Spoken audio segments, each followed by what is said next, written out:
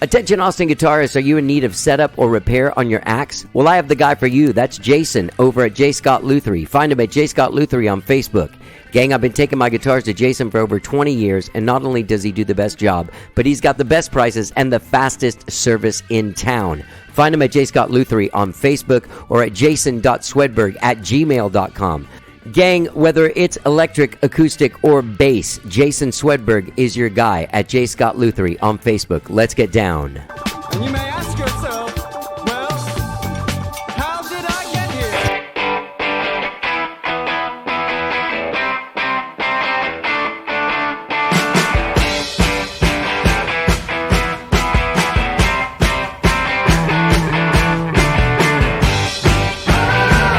It's time for How Did I Get Here?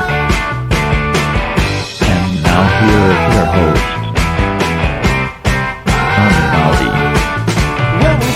All right, hello, I'm Johnny. I'm your host. Welcome to the show. I hope you guys have all had a good week. It's getting weird out there. It is. It's getting weird. It got weird after Super Tuesday, and now South by Southwest is sort of like all these people are dropping out because of coronavirus. Facebook, Amazon Studios, Twitter, Netflix. What was the other one? There was another one. Apple pulled out. I just got an email that TuneCore pulled out. So it's getting weird out there. I wonder what's going to happen with the festival. I'm doing some stuff with Clubhouse Austin, and I got a list of the names of the bands that I'll be talking to, but I'll announce that next week. Those will all be coming out the week of South by Southwest, and I'm going to try and put them together like that fast, like put them out like during South by and stuff. So hopefully that'll pan out. I don't know. I mean, the Clubhouse Austin isn't an official South by thing. It's its own thing. And there's so much stuff going on outside of South by that I don't really see the whole people coming here and playing being in jeopardy. I don't know. I mean, if they cancel, I don't know. The mayor came out and said some stuff on Wednesday. It's all getting weird out there, though, folks. It's getting weird. Don't forget to vampire cough. Don't be coughing into your hands and giving people high five or 70s five. The 70s five has a little bit more touch to it. Like sometimes there's some sliding that goes along, which is very germy. It's almost like shaking hands. So don't forget to vampire cough when you're walking around. That's all. That's my only thing. I mean, look, Skyrocket had a gig canceled next week. We were supposed to do this thing for this convention at the Moody Theater on Tuesday, and that got canceled or moved or something. Something happened. But they're not doing it next Tuesday due to coronavirus. So stuff is getting canceled everywhere. I hope it's not affecting you too much, and I hope you're staying safe and away from coronavirus people, okay?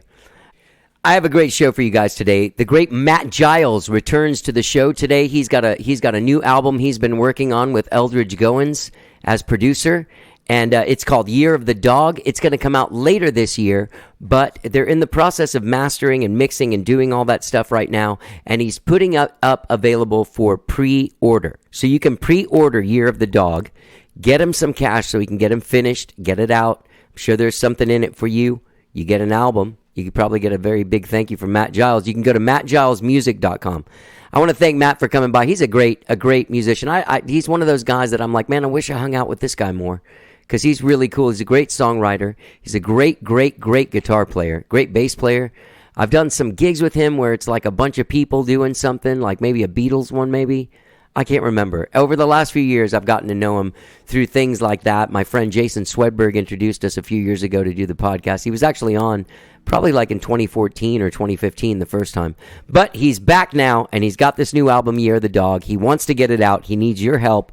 Pre-order this album. Go to mattgilesmusic.com. We have a great conversation. We catch up on all kinds of things. Making this record, writing songs, playing with people, being a sideman. That's a tough thing to do. Anyway, Matt and I have a great conversation. I hope you enjoy it. And I guess without further ado, here it is. Me and Matt Giles chatting it up. Let's get down.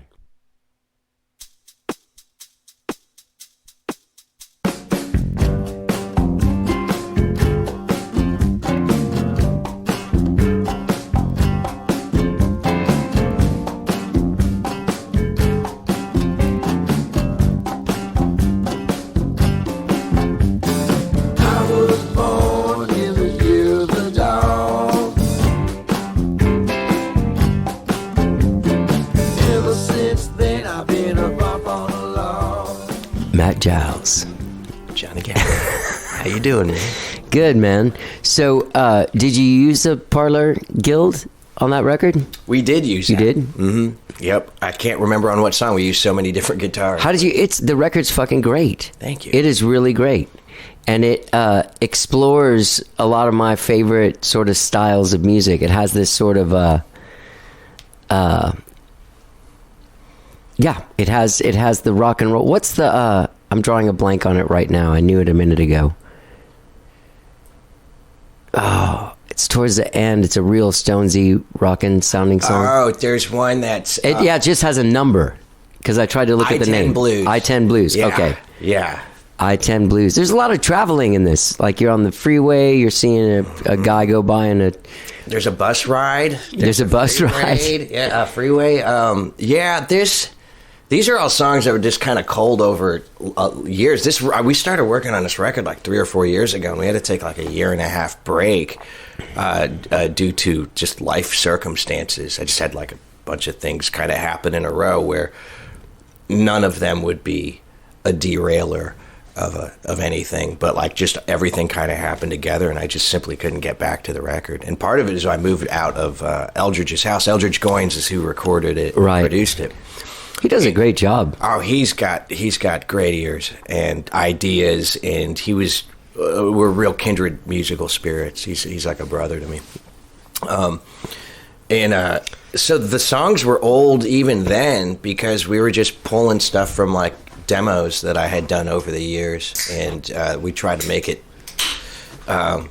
somewhat, I guess, not make it thematic, but like yeah, there's some rocker type of stuff, like Texas butt rock is like how Yeah, for I-10 Yeah. Blues. I was like, that's a Texas butt rock song.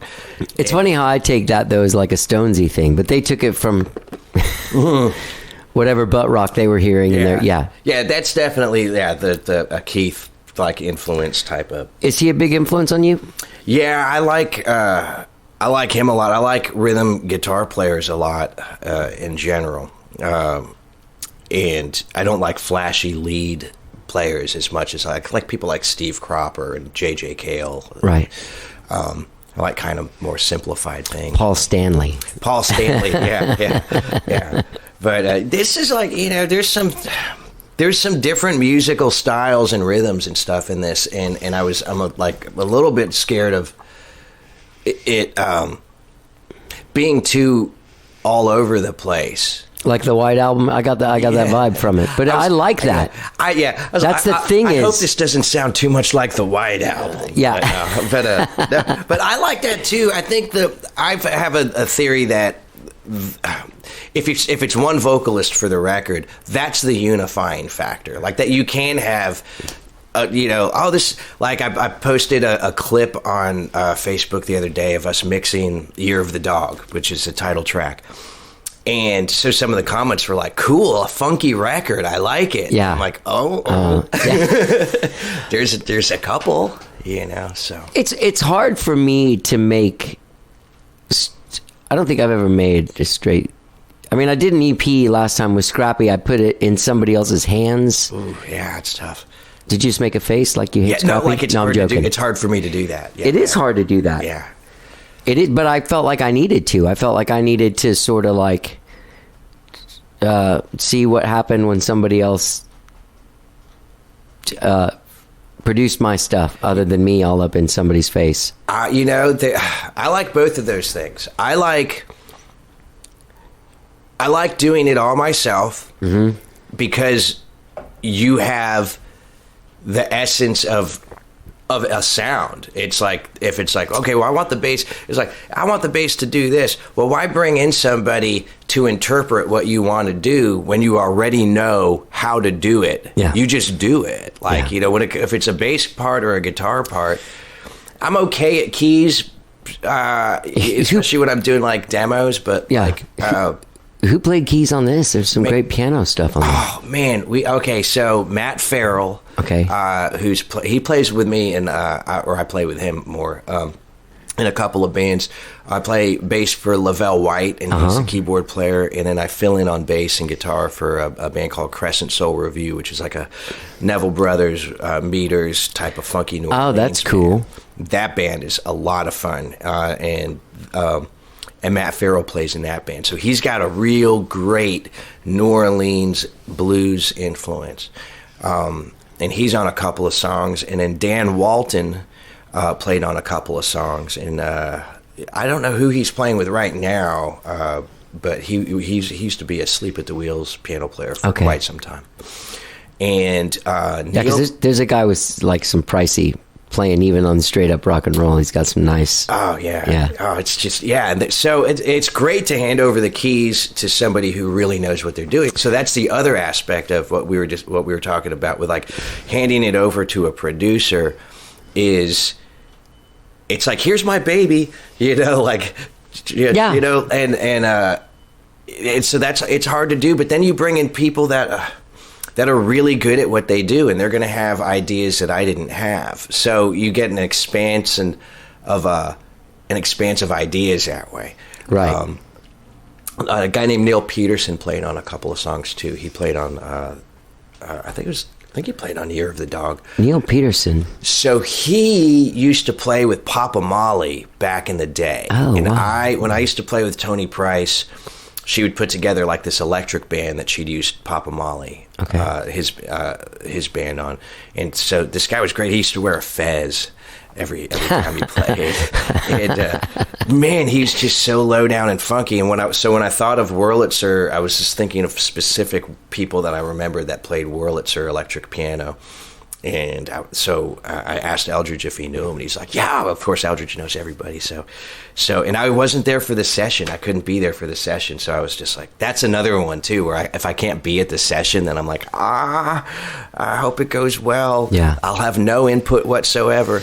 But Eldridge, his input's great. Yeah. You know, I mean, it's like, and it's nice to trust somebody with your record that, you know, like he's not going to screw anything up. Yeah. Like, so. Scrappy is another example. I did not trust Scrappy. Yeah, not for a minute. No. Sure. Do you do a lot of gigs with Scrappy? You do Resentment stuff? I don't do Resentment stuff, but I do. You do Sunday morning? The Sunday morning El Mercado gospel brunch. I've filled in for Scrappy so many times over the years that we've played in probably 12 bands together, but never at the same time. Yeah. And so the first time I played with him in probably 20 years was at one of those gospel brunches. I was filling in for Jeff Plankenhorn. Okay. And I was like, holy crap, we're actually playing together. And now I do it fairly regularly because it's one of the things, it's like the Resentment. It's like everyone in the gospel, it's the Purgatory Players is the name of that band. Well, it's like John D. Graham and Scrappy and Plankenhorn and Sela and John Green. And a lot of those guys, though, might be gone on Sunday morning. They're gone. A lot of we call it a Yahtzee when all 5 of them can make it, and that's about like just a handful of times every year. Yeah. But I don't always get to call. Like, I was pretty regular. Sometimes I would do like a 2 or 3 months straight, just filling in. But so that's to answer your question. Yeah, I that's where I get to play with Scrappy is at the gospel brunch. Did you have a band for this, or how did you do this? No, because it has a real like played in the room feel. Yeah, for basic tracks, I tried to like on that I-10 blues song. It was just me on guitar and Eldridge on drums. We didn't use click tracks, but sometimes he would program like a click track. He had this funky drum machine with all these weird sounds, and he was just all like tick, tick, tick, tick, tick, like just programming this weird stuff that would sort of like hold down the groove of the song while I would lay the groundwork, usually on an acoustic guitar. And so like if I'm doing something by myself, if I'm writing a song at the house, I usually write it on acoustic, and then once I know how the song goes, I try not to use click tracks because I think that takes maybe the most human part of playing music out of it, which is a musician's sense of time. And it depends on what kind of music you're making. I mean, if you're making techno music, then, well, yeah, you want I mean, you want a click track for that. Yeah. But a lot of what I listen to is roots music. You wouldn't ask like Bill Monroe or Lightning Hopkins to play to a click track. You would just let them do their thing. Yeah. You know? That's a fine line, though. You know what I mean? Mm-hmm. Because there's some people that are trying to do what you're doing, but need a click. Because they might be a little... Because it can be terrible. It can be terrible, but there is a natural sort of... Even those, you know, those Stones records, those early Stones records... There's one of my favorite songs is this Todd Rundgren song, "I Saw the Light." Yeah, and I looped it because I was trying to learn it. And by the end of the song, he speeds up so much when you get to the beginning of the song. Yeah. You realize, oh wow, he really sped up on this. Never noticed it before. All the single times I listened to the song, you're just grooving on the, it's on the radio and doom doom, doom doom. That's it. And he's playing all the instruments. Yeah. So what I try to do, if I'm doing stuff at my house, then, like I said, it just depends. The people that are the biggest proponents of digital click tracks are usually the engineers, so that you can copy and paste. Sure. We need to switch that verse and chorus around. Boop, boop, and then it's done. Where if you were to do that on tape in a studio, you just ate up 2 days of like splicing or maybe re-recording or whatever. Yeah. So I understand that part of it, but I do know that having done a record a long time, and I don't think we did a song to a click. And it comes out of the second verse. Now I can't even listen to it. Oh, because it's like 25 years old or something like that, yeah. And I can't I'm just like, oh shit, son of a fuck. It's the slow down is the rough part. Yeah, the picking it up like Todd does in that song. That just feels normal. Yeah, and especially if it's a gradual thing and it's not like, something happened. Like if it's a gradual thing, then it doesn't matter as much. But yeah, this is one that is not gradual. It just happens and it's terrible. Yeah. I think. Well, this is such a. I think about this stuff a lot, maybe too much. But like the thing about like digitally perfect time is the best drummer who's ever lived in the history of the world can't keep a digital beat. Cannot keep an exact perfect beat. Maybe for a bar or 10 or 20, but certainly not for 4 minutes, and certainly not for like 20 minutes or a half an hour. At some point, the human is going to speed up or slow down. Yeah.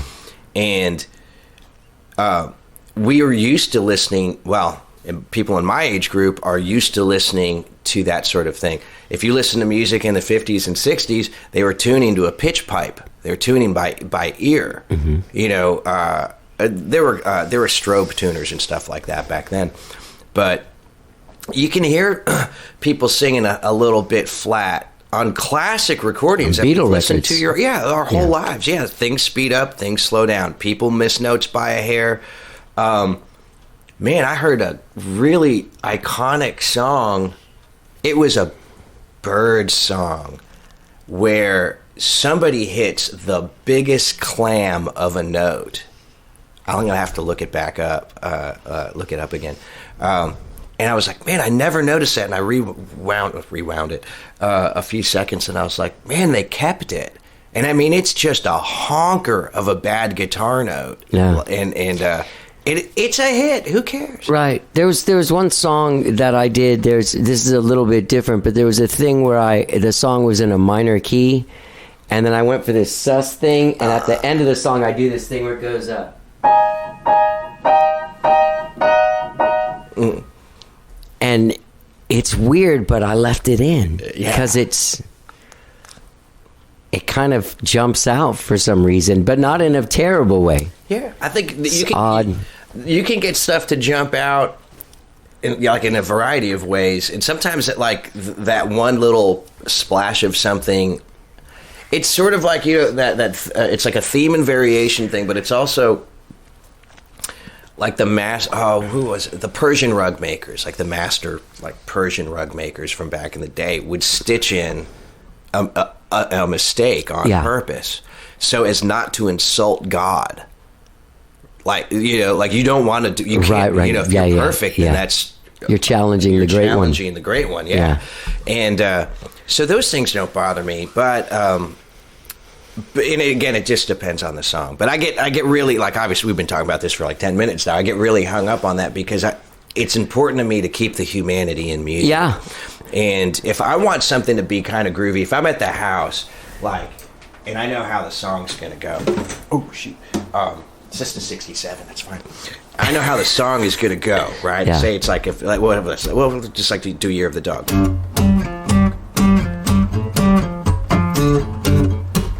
Okay, this is a groove. Yeah. I'll record just this, Yeah. for like 5 minutes. Oh, okay. I get it. And play to a human click. Yeah, I'll play to myself playing a groove. Sure. And I mean, sometimes it speeds up anyway or whatnot. But like, okay, well, that's how I'm going to keep time in this. Yeah. Thing. And then I can go back and then I can add all the different parts. And at the end of it, it doesn't sound like it's sped up or slowed down too much, but it also doesn't sound perfect. And again, you just can't take the humanity out of music, especially if it's roots music. Like I said, if it's going to be a techno song, then who cares? Are you a Steely Dan guy? Sometimes I am, and sometimes I'm not. I'm the same thing like with Led Zeppelin and Steely Dan. I'm like, man, I love those guys. And then I kind of... That's funny. And then some days I'm just go, oh man, they're just so... I'm like, I noticed a few years ago that like I'm not crazy about Led Zeppelin. I love the way the band plays together, the way they sound as like but I get wrapped up in the fact that singers in the 80s, like metal singers, just took the very highest part of Robert Plant's voice and didn't insert the full range. Like the guy, that was a place he went for effect. He didn't just stay there. You know. So I blame him for that. But also, I'm not crazy about a lot of their lyrical content. So I like their later stuff. Like they're more like All of My Love, like kind of really intense. But yeah, I'm crazier about Black Sabbath. Much crazier about Black Sabbath. Wow. Yeah. And I never listened to a lot of like heavier music back then. I missed out on a lot. And I was kind of a little bit of a rootsy snob. What era did you come up in? What was the... How old are you? I'm 49. Okay, so you're relatively born in the my Year age. of the Dog. Okay, yeah. So, we're pretty close. So I didn't... Yeah, my dad had jazz records and classical records. And he had a couple of blues records. And he had Simon and Garfunkel's greatest hits. And my dad was a cool dad in that he let me play his records on his, like when I was like real small, like he taught me how to like clean off the record, right? With the, with the D40 and the thing, and so we listened to music regularly at the house. It would be on either during and after dinner. There's jazz records that I've just heard hundreds and hundreds of times. What kind of jazz stuff was he listening to? He liked Latin jazz and hard bop. So a little bit after bebop, and like Latin jazz, like Mongo Santa Maria and Willie Bobo. There's a scene in Blazing Saddles where Mongo like punches a horse. Yeah. And then this guy goes, Mongo Santa Maria, and he makes like the sign of the cross. And I was like, I got that joke when I was like 10. You're the only kid that got it. Yeah, I'm like, I might be the only person that gets this joke. No. So I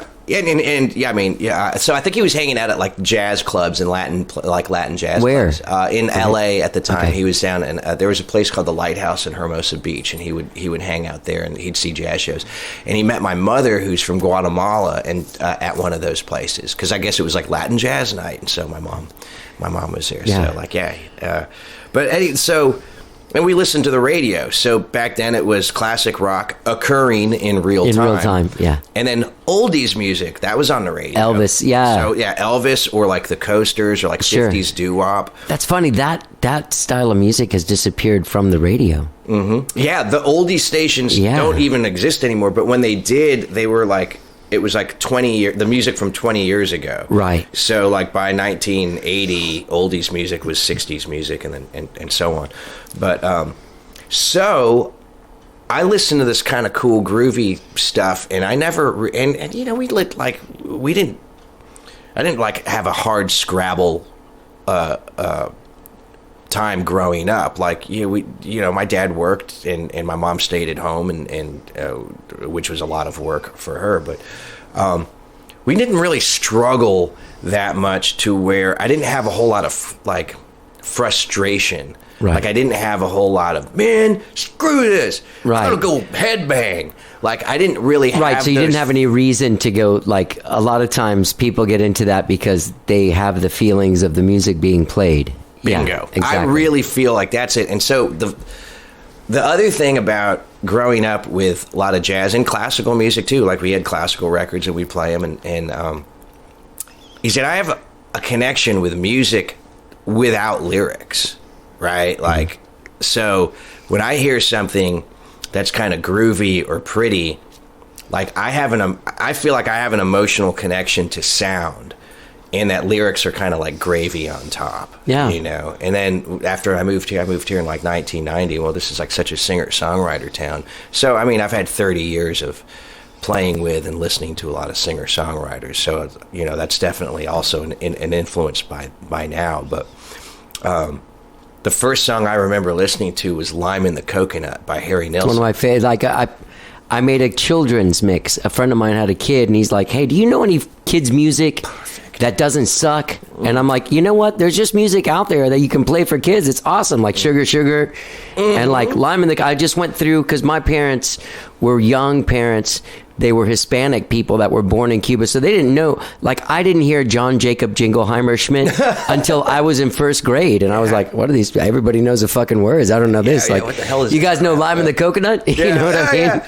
That's she played it on a 45 over and over again. You And listen it's to it one now. chord. It's kind of annoying. Yeah, just really, it was a little bit much, but like, you know, as a kid, when you said a kid song, I was like, man, that song would come on, and my sister, my younger of my two sisters, we would just be dancing in the kitchen to it and singing along, and it's a fun like kid song. Me and My Arrow is another great Nilsson Oh song. God, It's yeah. got Well, that is an actual children's song. Yeah, yeah. In a way. For the movie. Yeah. For the, But I mean, that's on my mix which too. I think they're re-releasing. Oh, really? Yeah, I think they're re-releasing The Point. But not like remaking it. I don't think right? they're remaking it. Okay. Thank God. Yeah, let's Like think Randy something- Newman doing that. Yeah. Not that he's bad or anything, but he does do a lot of those soundtrack things. But yeah, so and yeah, I don't. Yeah, we kind of drifted here on the. No, but conversation, that's. yeah, I mean, I love lyrics and I love writing songs, and that's all good. But I also feel like in like kind of like the songwriter world, the music part doesn't really kick in. Like there's because I play with a lot of singer-songwriters and kind of a lot of like kind of folkier people. I noticed that there's kind of like a few of the same strum patterns. There's a lot of capos involved, kind of moving up and down the neck. But doing the stuff. same chord progressions in the different keys with the capo, Yeah. still with the G and guy. And there's, I mean, I'm not ragging on like. I do it. Yeah, I mean, golly, there's So a song something I get mad at myself for all the time. Yeah, I mean, but I just feel like the music and a lot of that stuff is very similar, and it just doesn't really. And then at the same time, like I'm not a real. I don't know enough about music theory to be a really great or technique or have the technique or taste or ability to be like a jazz head. Like a jazz guitar. No, but player. who does that? What's the second to last song? Podunk? Oh, Podunk Little Town. Yeah. Is that you? Yeah, that's me. Yeah, I wrote that, and that's me playing It's pretty pricey sounding stuff. You sound like a guy that knows what he's doing. Yeah, I mean, I remember distinctly when it came on. I'm like, guy knows a little. Yeah. Well, that's A little outside Momos. A little bit, more yeah. Elephant Room vibe. a little bit more Elephant Room, a little less Momos. That would be great. No offense to Momos. No. Rest in peace. Rest in peace. Yeah, I mean, I do. I listen to jazz guitar, and I just don't. And I have a pretty decent, after all these years, I have a pretty decent understanding of music theory. But I'm on this. There's a Facebook group called the Shit Posting of Jazz, and it's a bunch of jazz people with like kind of self-effacing humor, but it's not really because Right, they're just yeah. ragging on pop music the whole time. Yeah. And then I just thought, like, because so I think one of the quotes that they were going to rag on was some guy was like, Jimi Hendrix doesn't know what Lydian mode is. He just just played. And like Stevie Wonder doesn't know what Lydian mode is, and so of course people jump on that, and it's like, well, if you rag on like rock and roll and pop music and you kind of only listen to this real heady music theory involved music, and you're wondering why regular people don't listen to jazz, and well, they just can't enjoy it on my level. That's right, they can't enjoy it on that level. You can't just listen to music and like it? Yeah, I listened to jazz when I was a kid, and I wasn't trying to pick it apart and try to figure out how to do it. When you're a kid, did you listen to music on the speakers, especially like with the Beatles? Is how I remember. The Beatles were a sound that came from my speakers. I wasn't like 5 years old going, man, that's a really cool bass line that Paul's playing. I didn't even think of them as individuals. I just thought of the sound that they made. I had books, and I saw the movies young when they came on TV, and I had a real sort of... You get nerded out with them. I had a very unnatural relationship to them growing up, to where I remember at one point having to go like, wait, they're not my friends. Yeah, that's funny. But like I really kind of almost was so enamored with them, and just, when you see that stuff when you're 4, you see A Hard Day's Night or Help, and you're like, those are the coolest dudes I've ever seen in my life. Yeah, like they're just funny and goofy, and I was aware of all of them and their personalities and all of that stuff, but when it came time to just like listening to music, I wasn't thinking of Ringo playing the drums. No, you're right. Paul playing the bass. It just was like, this is a band that sounds this way. Yeah. And so I didn't like, I listened to jazz and I was like, this just sounds good and it's fun to listen to. And but I never like went that route. Yeah. Because I also listened to so my dad had these a couple of blues records, and they were both compilations, and one was called like Blues Vocalists Volume 6, and a picture of Billie Holiday on the cover. So in this record label's version of what the blues was, it was like Billie Holiday, Jimmy Witherspoon, Lightning Hopkins, Howlin' Wolf, and essentially a whole bunch of people that didn't really sound alike. Like it was like all of the different types of blues. There's like country blues, cool. Chicago blues, jazz blues, right? And that's what I really clung on to. That like those sounds, I was like, wait a minute.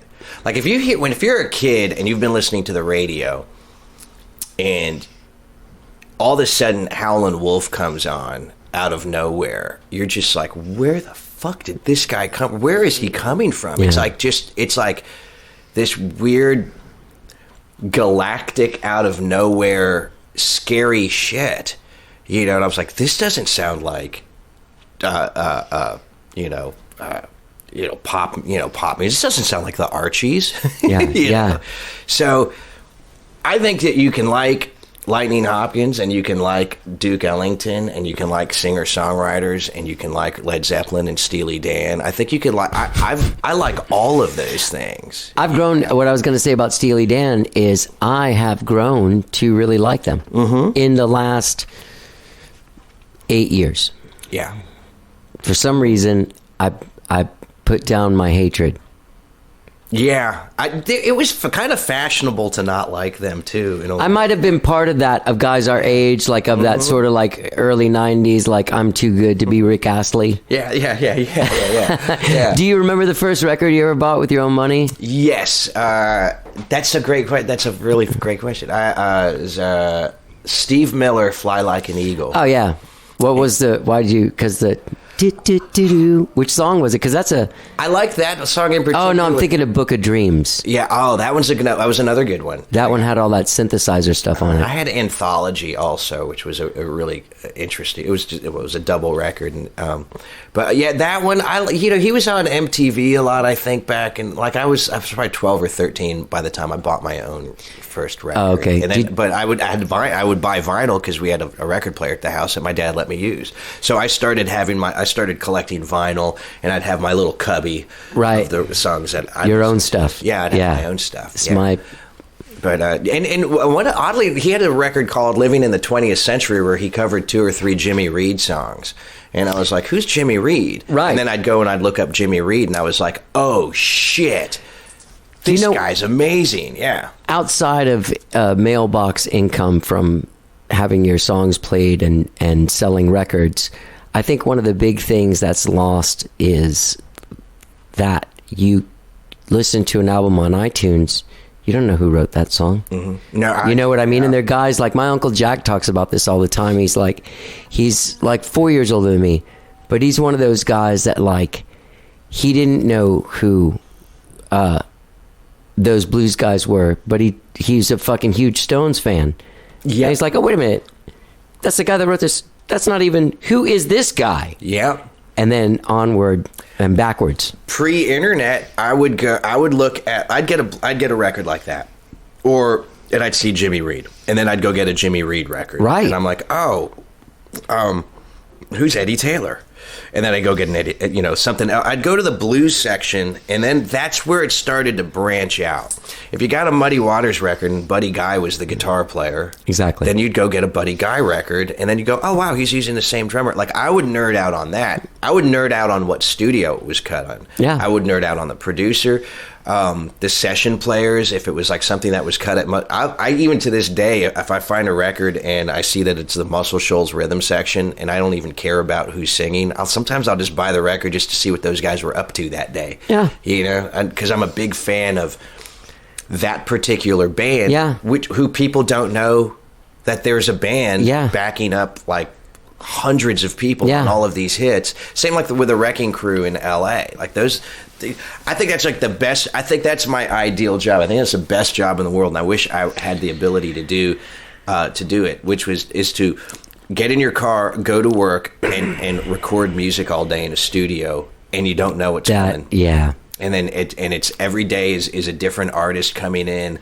with different songs, and you get to like build them, and then go home, have some dinner, and then wake up the next day, and then just do that 7 days a week. Do it again. I think that's would be like my ideal job. So through vinyl records, I expanded my musical tastes. And what were you into in the 80s outside of Steve Miller? In the 80s, definitely Beatles, Stones, classic rock, all sorts of classic so rock. you weren't like a Duran Duran guy or a Howard Jones guy like myself. I thought that synthesizers were lame back then. Sure. And 1983, we moved to Waco. And they had country music, which I'd never listened to in my life before. So I didn't grow up with country music at all. I didn't even start really listening to it until I moved here and started playing with, because with a singer-songwriter community and backing up people, a lot of folks have country influence in what they're doing. So I started kind of getting a little twangy and learning how to play that stuff and playing gigs at the Broken Spoke.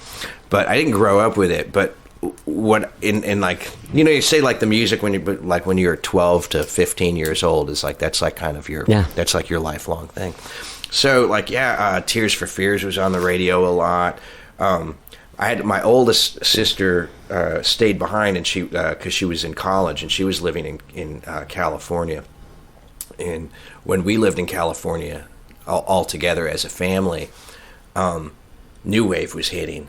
And so she loved like Oingo Boingo, and then there's like Missing Persons and all these different bands. I loved all that stuff too. And I actually did like that stuff. She would send me tapes. She would send me tapes of her records. That was always really That's cool, man. Right. So in Waco, you don't know. It's like they were like 4 years behind on any sort of cultural thing. Right. But the radio station there, you would hear like Michael Jackson, Bruce Springsteen, maybe a country song, maybe some Zeppelin. It was just kind of like all over the place. It was just like, it was top 40, whatever it just happened to be on the radio.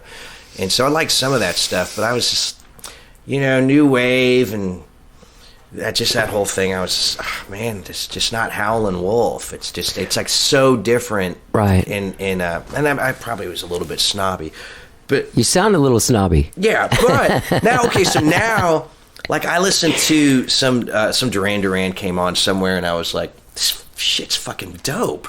Like, because at least like oh god, I love Squeeze. Oh, and yeah. Joe Jackson. Yeah, I was just playing Joe Sharp. Jackson before you came here. Come on the man. piano. Really? Yep. And like most of Look Sharp is just a 3-piece band. Every once in a while there's a piano, and it's just holy crap. So I did like that. I liked Joe Jackson when those songs were coming out. I liked that stuff back then.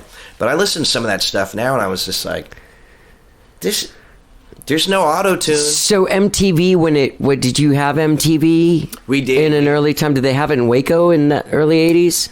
They must have. Yeah, I think they did, because we had moved from Connecticut. I remember we had cable when we lived in Connecticut. And I remember the very first days of MTV. Before MTV, there was a Saturday morning show that played videos. And The Casey Kasem one? I think so. Yeah. And it was like they would play, I remember the Police, they would play every little thing she does is magic. That's funny, because I had like that song and Our Lips Are Sealed by the Go-Go's. I love that stuff too. Yeah. I liked that straight eighths, chunk, chunk, chunk. I like that thing in the 80s. Yeah, I know you do. That stuff hit me. Yeah. And you could play it. Yeah. You know what I mean? Like, that was the thing, was I had bros that were like freaking out on Randy Rhoads or like Rush, and I'm like, I can't do that, but I can play the fuck out of Our Lips Are Sealed. I wrote 3 songs in the last couple of months that had an eighth note thing, and I was going, why am I doing this? I don't normally do this. And then it feels good. And what came out of it, I was like, when the whole thing was done, I was just like, oh wow, that'll be fun to play live. Yeah, that'll be like, you know. Well, you think about it too. At that era, like, there were iconics like 8675309, Jesse's Girl, like these kind of songs. They were those chung chung chung chung songs, you know, and the Go-Go's, all the Cars songs. Oh my god! You know? I loved the car. I still love the Cars. Me too. Yeah, my best friend's girl, I think, is maybe the perfect pop song from start to finish. Yeah, I just think with pretty a country unbelievable guitar solo in the middle. Yeah. But that he everything. ripped off from, what's the Beatles song that he totally lifted that from? I Will. That's right. Yeah. Yeah, that's great. Oh, that's, wow. Yeah. Nice cat. He cops to it. Yeah, okay. I read a thing where he's like, oh yeah, I took that from the Beatles. Well, there's like the Augie Myers keyboard, the eighth notes on the keyboard. Like the Farfisa. Yeah. They come in on that. But I love that stuff then, and I love it even more now. So I wasn't too snobby about pop music or anything. There was just some that I liked and some that I didn't. And I remember I bought my sister that Howard Jones record, and we used to listen to that a lot. I thought about going to see him. I used to buy her Beatles records for her birthday so that I could listen to them. And now I have all of those. I've stolen those back from her, I think. But. You did. What's your favorite? Do you have a favorite Beatles record? That's a tough one to say. That's a tough one. You know what? I didn't have Revolver or Rubber Soul for a really long time, and so the songs that got played on the radio from those records, I liked. But what we had Sgt. Pepper's, so I remember I grew up with that as being. I don't think we even had the White Album. We had those those double Beatles. The records, red one and the blue one. The red one and the blue one. Yeah, so I had those. Yeah, yeah, you know, yeah, and. So as an adult, I bought Revolver and Rubber Soul, and I was just like, "Good Lord!" There's songs that I'd never heard before, like in my 20s, that I just never heard, and I was like, "Oh my God, this stuff is so fucking great."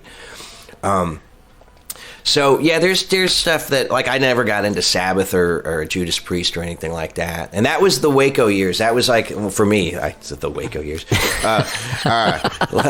Like who's listening to this one? What the fuck is he talking about? But there's like early '80s. I didn't have a punk aesthetic. I didn't have a rebellious bone in my body. I liked living. I thought everything was cool. Yeah, you know. I kind of had that same thing, but also like the thing that, I'll be honest, I wanted to meet girls. Oh yeah, and I wanted girls to be around. Mm-hmm. If there were girls in my Rush and Randy Rhoads group, they weren't the kind of girls that I wanted to hang out with as much as the girls that were rocking Duran Duran. You know what I mean? I hear you. The punk scene was definitely like so many dudes, and then like just freaky looking girls with mohawks and stuff, which I didn't understand at the time. I don't know how much that came into play, but I did notice that when I started playing guitar, that it was just easier to meet people in general. Yeah, like and like if you had a how old were you? I'm 49. No. How old were you when you? When I first started playing guitar, I got a guitar on my 13th birthday. Okay, and I played it by ear, single note stuff, and I didn't lose interest in it. But 13's a pretty busy year for a kid, and I was playing sports. I was already playing trumpet. We always grew. That was the other cool thing about my parents is my dad always believes every house should have a piano, whether or not anyone in the house knows how to play it. Right. Which was a really great thing as a toddler to just be like.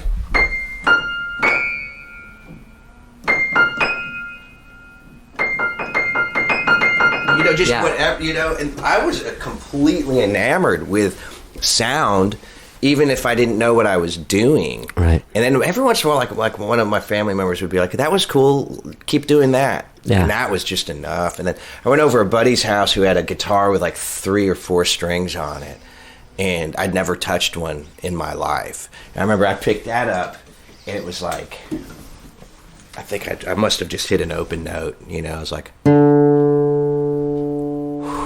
whoa. Yeah. And then I went like, yeah. yeah. I've got to get one of these right now. Yeah. And, I just couldn't believe, like, how much fun. It never stopped being fun. You get a toy, and it's really cool for a week, and then you just put it down, and you forget about it or whatnot. The guitar has never failed to entertain me. Yeah. Yeah. And I was 13 when I got one, and then I played around. I had a pretty good ear. I thought like I could hear something on the radio, and then I can go back home and like kind of mimic the melody, and I wouldn't get it right off the bat. But then you start to notice the patterns on the fretboard, and I got a little bit better. And I had a friend of mine came over, and he was 13, 14 years old, and his dad and his grandfather played, and he had been taught to play guitar, and mainly by ear. And he came over to my house one day after like a soccer practice, and he was like, "Oh, you got a guitar?" And he just played the crap out of it. And I was like, "Can you show me how to do that?" Yeah. And he lives here in town. The guy taught me how to play guitar 37 years ago. And, Jesus. Nice guy. He's great. I have lunch with him every week at least. Yeah, he's definitely like family to me. That's funny. That's like Hallman is the guy that kind of got me into it because I was like playing, and he was like, "You got to do this for real, man. Like, stop calling yourself John. Call yourself Johnny." What a great mentor to have. Yeah, Mark I was like 13 when he laid that on me. Wow. And then I was like, "Well, shit." And I wanted to act as well. And his thing to me, the very first day we ever met was like, "Oh, you don't want to do that, man. See, with guitar, you can just play when you're alone. Like, what are you going to do when you're alone? What are you going to act? You're going to act while you're alone? Yeah, you're not going to do that." And he basically sold it to me with like, if you have one of these, and you get into it, which I was starting to get into. And I'd started my first band. We hadn't played. We were still, I used to, what a great resource though to have that guy at that age when you're 13 or 14 and go like, "Hey, I can't make my guitar. Like, I didn't know how to make distortion." Yeah.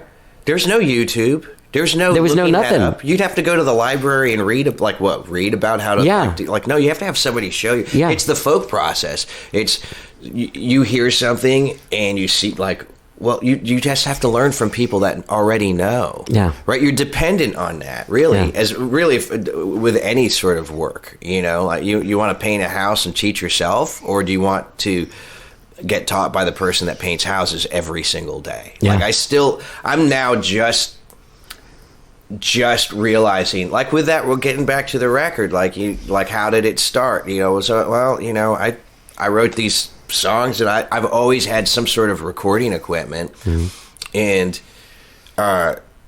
so once I was able to multi-track, record something and then record a second part to that. Did you do that on 4-track cassette? I did it on. I did that on 4-track, and then I had a 4-track reel-to-reel. I still have it, and it actually made the record. We use that for a slapback delay. Awesome! I bought in 1996 or something. So wait, you were about to say something about once you were able to multi-track. That's when I really kind of got hooked on home recording, right? And so as an adult, if I have a song, I'm not going to just sit and write a song and then put it on my iPhone and sing into my phone and be done with it. I can't do that. No. I have to go back and add a bass. I have to go back and do those things and the reason I have to do that is because it's the most fun thing in the world. It's the most fun thing in the world. It's the most fun thing that I can do. And I moved to this house that I'm in 3 years ago. In my entire life that I've had the ability to record music, I've had at least some area in the apartment or the house where I can do that. Yeah. And the house that I've been so behind with so much in life that I have a small version of a home studio, and then a few months ago I was like, this is crazy. I've got a lifetime's worth of microphones and preamps and compressors and all this different stuff, and it's not in usable. It's just lying around. So I committed to finishing the home studio that I was used to having most of my life, and I've got drums set up in the living room, always ready to go with mics. Ready to go. I could open up the laptop, flip the on switch, and if I have an idea, I could start right away. Yeah. I don't have to, sit on it. So these songs were already kind of fleshed out, and then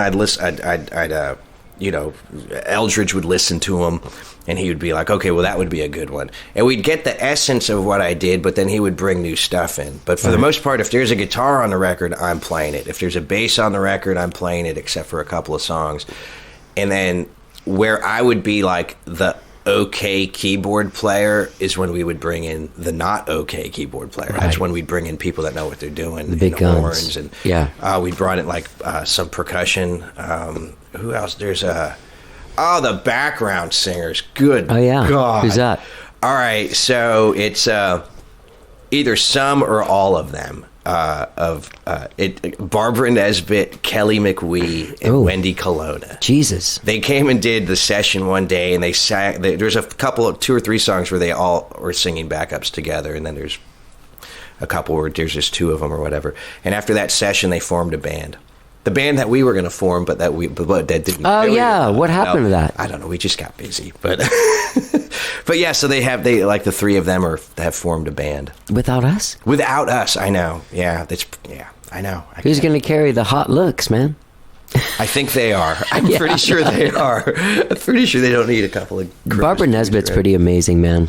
Yeah, she is a wonderful person. Kelly's amazing songwriter, too. great singer. Wendy, yeah. They all are. They're all just incredibly badass. And so luckily I've got to play music with them over the last few years, and so it was easy to get them to come and do it. And they're great, beautiful, wonderful people. And and Eldridge has worked with all of them too. And so you don't have a street date yet for the record, but as of now, it is available for pre-sale. Yeah, we finally got the website up to kind of facilitate pre-sales, and that's at mattgilesmusic.com.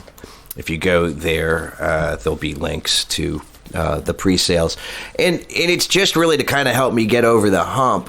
So far on this record, it's taken a long time, but I've also paid for the players to come in on my own time. I don't have enough as a sideman. I don't have enough of a fan base to do a GoFundMe or maybe I and then also I don't feel comfortable doing it. Feel we come from the same era where it just seems weird.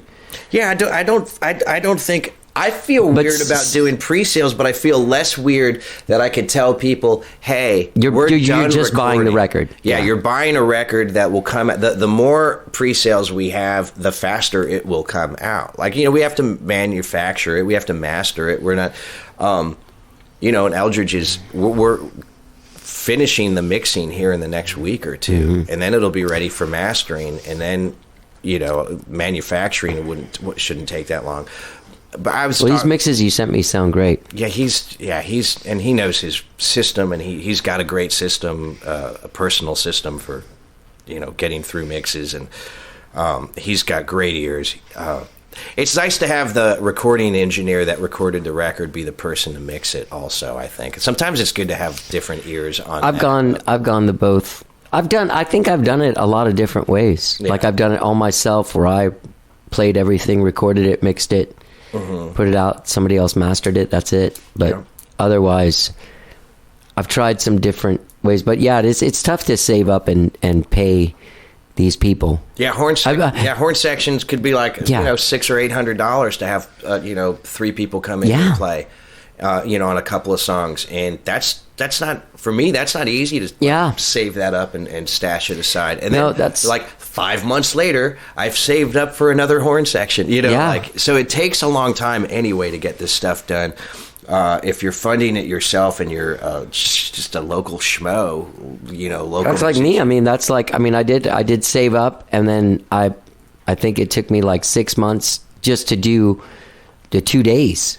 Yeah. You know what I mean? It took me 6 months to save up for, to record 4 songs. And I didn't even, by the end of it, I was tired of putting money into it, and I didn't make CDs or a physical thing, because I was like, go look at my closet now. My last 2 records fill it up.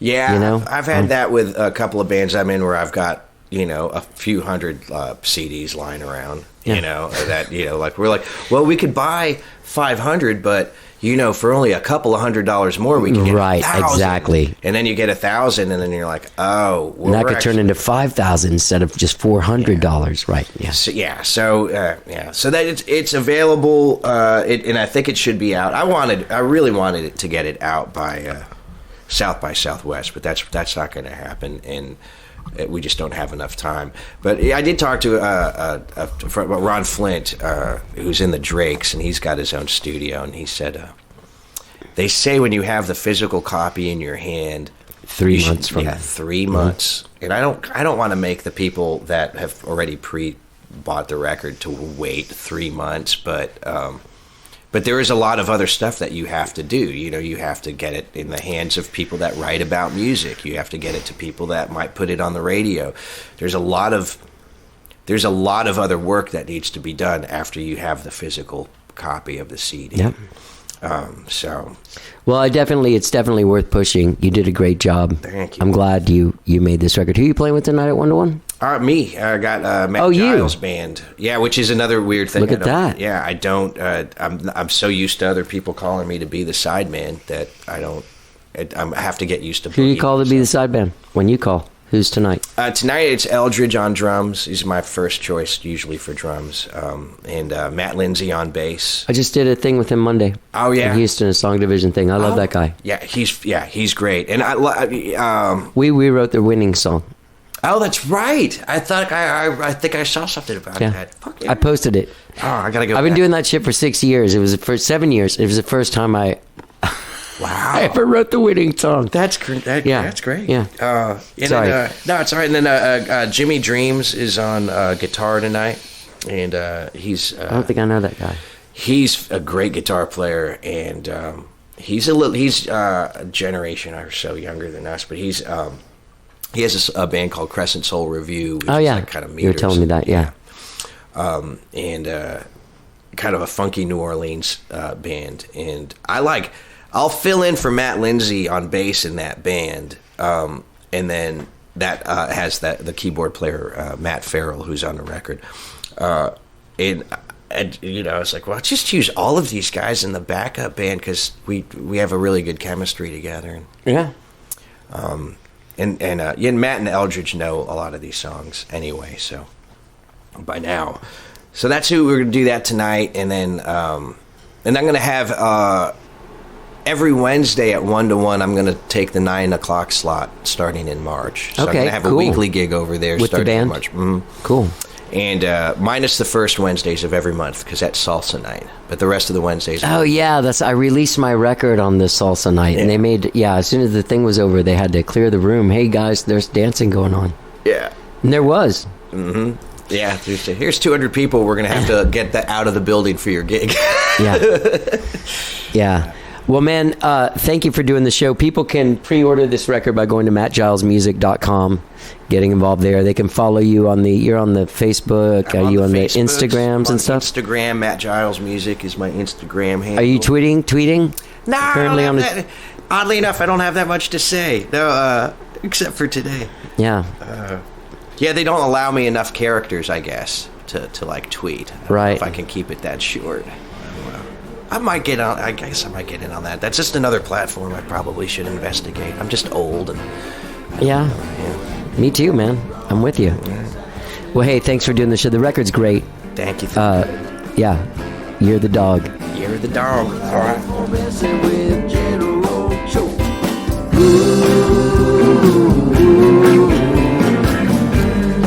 There's Matt Giles, gang. His album Year of the Dog will be coming out later on this year, but it is available for pre-sale now. Help him get it out and get the word out. Go to mattgilesmusic.com. Get involved. Pre-order the album. Do it. Great. Always great talking to Matt Giles, man. What a great artist, man. Plays with a lot of different people. Go to mattgiles.com. Find out when you can see him playing with his own band. He's dressing up now. He was wearing a blazer when he came to do the podcast. So there you go.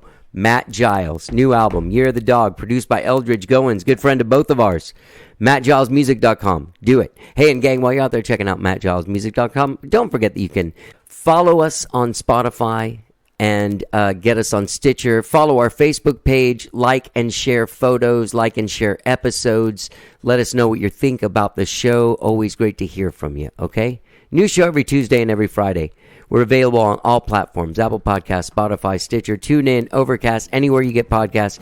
You'll get a new How Did I Get Here every Tuesday and every Friday, gang. All right, let's hear the rest of this song, Year of the Dog, from the album Year of the Dog. Matt Giles, people. Don't forget to cover your mouth when you cough. Do it with your elbow. Vampire cough. Do it. Have a great weekend. Let's get down.